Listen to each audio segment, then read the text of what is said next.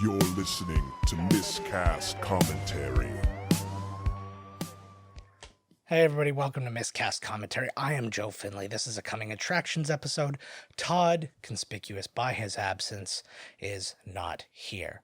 I am furious. You're about to know why. We did something very fun for the episode today, and it just completely blew up in my face. I opened up Zoom and had a wide open Zoom call for whoever wanted to join us, and I got the most eclectic version of things. And I guess, I had that coming. It started with a fat young boy dancing around, and it's not not fat relative to me, just, I'm just painting a picture. There was an old man masturbating, but there was the most lovely person. Her name was Gloria. She's from Toronto, and she's a listener of the show. And we spoke and all this good stuff. And why are you not hearing that right now?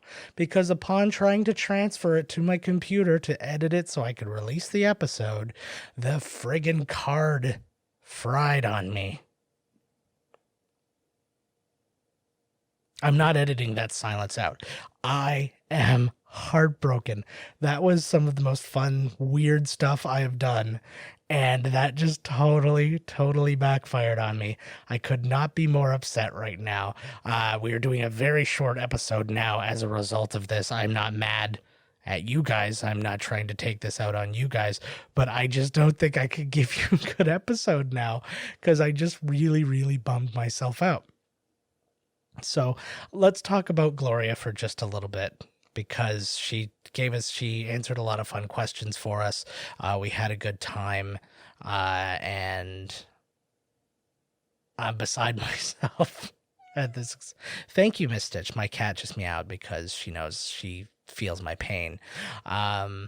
So yes, we met her, and she's got a lovely little bearded dragon named Rango, and I told her a story about how I got electrocuted in a bearded dragon breeder's place. I have told the story on this show, I'm almost positive, but anyways, the long story short version is the room wasn't electrically grounded. I was hooked up to an electrical thing going to a production truck, and I got zapped. And now I am who I am. I'm the kind of guy that's probably what happened now. The electricity flowing through me like powder style just fried that card, and now I'm having to start from scratch. So this is the world we live in. I'm leaning forward. If you could see my body language, I'm a different person right now. I may never be the same. I might just spend the entire, it's probably good that Todd's not here. He is back at his regular job, the one that only pays $5 million a year, unlike this thing, which just, keeps us rolling in it. But no, he doesn't make $5 million a year. Don't at me. So he's up there for the extra week, potentially one more week on top of this. That's going to be dependent on what our next movie is, but we'll get to that in a second. So yeah, the attitude that I have right now sucks, and I apologize to all of you, but I hope that at least my pain is entertaining for just a few minutes, because I'm not going to sit here and bitch forever. Well, I will, but I'll edit a lot of it out. So anyways, Gloria, I am so sorry you were on the thing. I'm actually going to invite you back on the show when Todd's here, and we'll have a brief chat just so you can say, hey, because now you're going to tell your friends. You're going to be like, oh, I'm on this podcast tomorrow, and they're going to listen, and you're not there. And all her friends, providing that she has more friends than just her bearded dragon. I bet she does. She seemed lovely. Toronto's a very, there's a lot of people there. It's hard to not have friends. It's also hard to not have enemies. She might even be telling her enemies, now that I'm thinking about this, I'm really digging in deep. She might be telling her enemies that she's like, you know what? You think I suck, but I don't suck. Fuck you. I was on this podcast. And then they're like, well, screw you. I was on this one. I was on I don't know, a popular podcast. But anyways, she was on the podcast. She was amazing. She helped me come up with the plot of a Canada Day based movie, because there isn't one. This leads to our movie for next week, because Canada Day is on Wednesday and the 4th of July is on Saturday. It always seems to fall on the 4th. I don't know why that is. We decided to launch an air attack on your ass. Police and the fire departments are asking. It is morning. Stay off the phone. You wake up. Hey, come on. You greet your loved ones. You grab the morning paper. And although it seems like any ordinary day, it isn't. For one extraordinary reason. A historic and unprecedented event is occurring. The question of whether or not we are alone in the universe has been answered. This is so cool. More ships have just arrived over India, England, and Germany. I really don't think they flew 90 billion light years to come down here and start a fight. We've got to stop them! They're gonna kill us all! They're using our own satellites against us. The clock is ticking.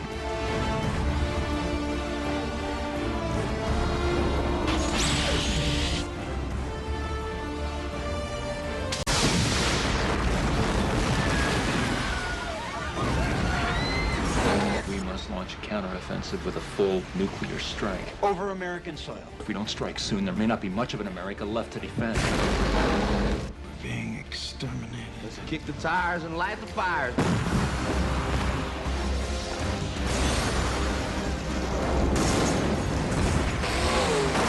We're looking at worldwide destruction in the next 36 hours. Oh, you can't hit nothing!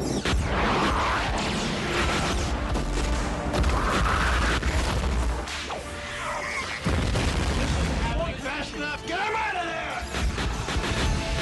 Should we win the day, The 4th of July will no longer be known as an American holiday, but as the day when the world declared in one voice, we will not go quietly into the night. We will not vanish without a fight. We're going to live on. We're going to survive. Today, we celebrate our Independence Day.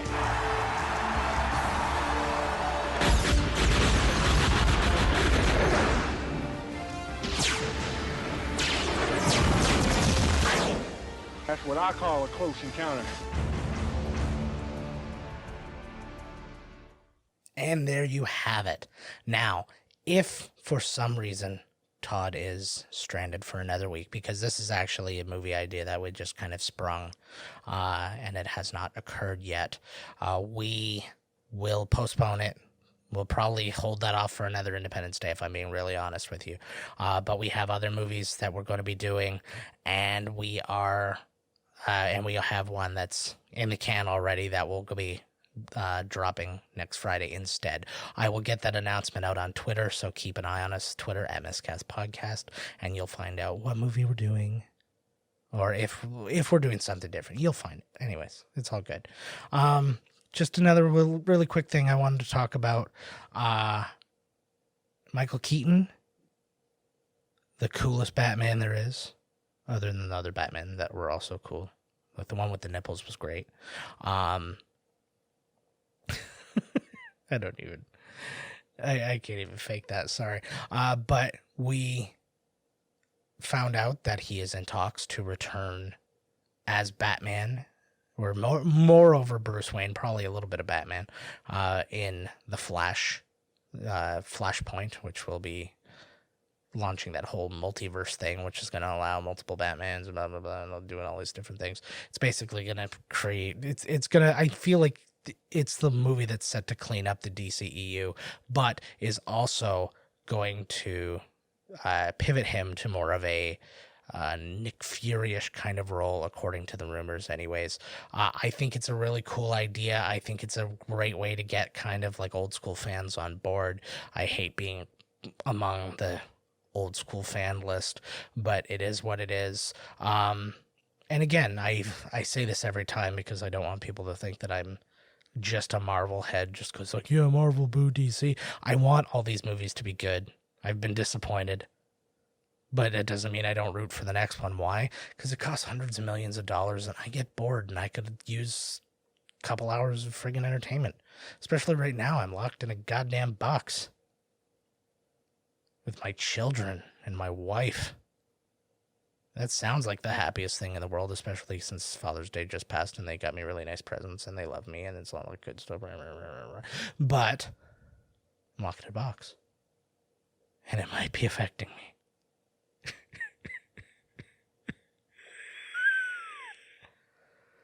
Yeah. So anyway, so that's that. We did lose a couple of greats as well during the last week there. Sir Ian Holm of Lord of the Rings, Alien, Fifth Element, Chariots of Fire. Just a wonderful old school British actor. Can't say enough good things about him. Yeah, it was sad. It's that thing. It's not that kind of sad where it's like, oh, I can't believe it happened. He was not a young man, but to lose a talent like that at any age is very unfortunate. He's given us a lot of wonderful performances, and I'm grateful for that. Condolences to his family. I always have to try and make sure to say that, not because I'm trying to kind of like pander or anything like that in any kind of way, but I generally feel bad when I'm like mourning the loss of a celebrity that I didn't know, and I know that there's people who know and love him that are probably sadder about it than I am. Like they didn't wake up and read the news and go, oh, bummer, like that, you know? And then also Joel Schumacher, director of things like Flatliners, Falling Down, Batman and Robin, Batman Forever. He's responsible for the bat nipples. He is, and we love him for it because it was deliberate. I think that's where I leave that. He knew what he was doing, and whether it worked or it didn't. But he knew exactly what he was doing when he did it, and he was a kind of wild out there dude, and he made some really cool movies, and he made some kind of weird movies, and I respect that, and we will miss him as well. He passed away on us, and then we mourn just the world on fire right now. I'm not going to get into the COVID of it all, and the sexism of it all, and the racism of it all. It is adding up. I am a staunch supporter of the Black community, the LGBTQ community, the woman community, you know, all these different people right now who are really getting the short end of the stick, and it's such a bummer. I think that this time kind of on our own has given a lot of us time to reflect, and that's where a lot of this finally coming out with, you know, like speaking up about, you know, abuses, and, you know, speaking out against, you know, like the comedians. That's been a real bummer, is the comedians who have been, like, you know, found to be grossos. Chris D'Elia, and who's it? If you haven't seen the footage of Joey Coco Diaz saying he would make female comedians like blow him before or he wouldn't give them stage time, like that crushes me. We joke a lot on this show, and I hope that we're not being taken seriously. I know that even our jokes sometimes probably jump the mark a little bit, and I am conscious of that, and we try our best to avoid that. But then there's just also a 90s kid brain in us that, you know, predates all this. It's like when we always go back and watch friggin' Revenge of the Nerds and see where they were at then. I think I'm farther along than that, and that's an important first step. But to everybody out there who's just flat out suffering from something like that, I'm sorry to really end this thing on a bummer. We're there for you. We're on your side. We hear you. We see you. I don't think that I am a voice that, due to sheer unimportance and not being one of your voices, I don't feel like I'm the best one to put forth any new argument or anything like that. I'll be a prick to anybody on Twitter who's a prick to you. I will speak up to anybody who I hear say anything about you face to face. Like if I'm face to face with them and I hear somebody talk shit about any race or any gender or any orientation or anything like that, I will speak up. I did yell at my grandfather when he called Mike Tyson the N-word, and that was after he bit off Holyfield's ear. I didn't even give him a pass when he did that. I'm like, no, still not okay to use that. I know you're old. Well, he's dead now, so I didn't kill him. That's not what I'm saying. But anyways, I will speak up against things like that. We here are just, our own immature pricks in our own way, but we love you all out there. We want to hear from you. Not, this isn't a call in the show, and we can turn this into a forum type thing, although I'd be more than willing to do that as well. You can always reach out to us for that. But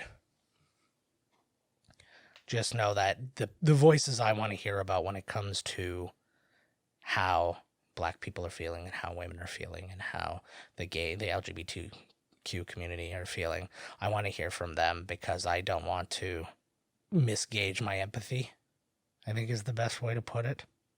We assume we know how people feel, and then what happens is that everything just kind of goes back to normal. You're like, oh, that must suck for them, and then be the end. But not realize that, oh, this is a nightmare for them. This is their waking nightmare all the time. Not just like for that one moment and then it passes and then everything's back to normal. Which is why exactly I can't pretend to understand it. I do my part to not make it worse. That's all I can do. If there's anything I can do to make it better, I actually want to be told. I want to know what I can do. So if you do want to, share this information, email us, podcast@miscastcommentary.com. This is not a plug thing. This is a legit thing. Is if you want to share with us, what is it that we can do? Not just as a show, but just as a people. I want to be a better person every day. I want Todd to be a better person every day. I'll fucking force it on him. So, yeah, you can definitely reach out to us that way. You can call or text us at 1-289-769-3288. You can, if you can handle the long amount of rings, which I can't fix. I've never been able to fix. I've tried so many times to fix. It's a billion rings before you get a voicemail. Or you can text, and we can read those answers on the air, or anything you email to us, or if you even get us on Twitter at Miscast Podcast. So any of those things, we're here to help. But the best way we know how to help right now is just to give you something to laugh at, hopefully. And I've failed miserably for at least the last 8 minutes. I hope that you guys join us next week for probably Independence Day. Maybe something different, depending on whether or not Todd is still stuck at sea. And once again, I apologize profusely to Gloria, who is the coolest and our first official superfan. I did tell her that as well. We've had other people who have, semi-reached out to us, or that we became aware of one way or another. Not creepy ways, just like through analytics and stuff. And we gave them their names, Darnell, Tristina, and Griffrau. They're out there, and they can always reach out. But Gloria, because we know your name, you are our first official superfan. And that's because you're also not like a friend of ours, because like we've had, our friend John, who's been listening since the beginning, but we know him. He doesn't count. You count as a person, but you're just, you were like an easy win, and we still love you. You got to love the easy wins too, because they're still wins. But to win over new people, that's what the neediest of us need. All right, guys. Have a great week. Have a great weekend. Have a great Canada Day. Have a great 4th of July. As great as you can. I know you can't go to the parades, or you can't go to the fireworks. Watch the online things.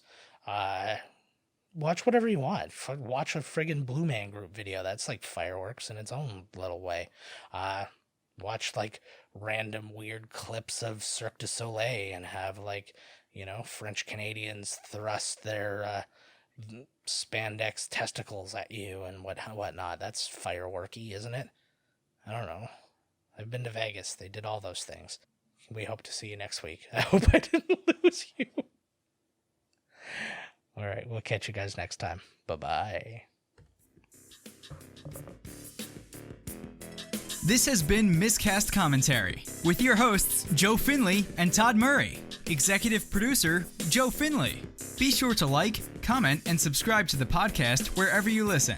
Visit www.miscastcommentary.com for all news related to the podcast. Miscast Commentary is a Miscast Media production.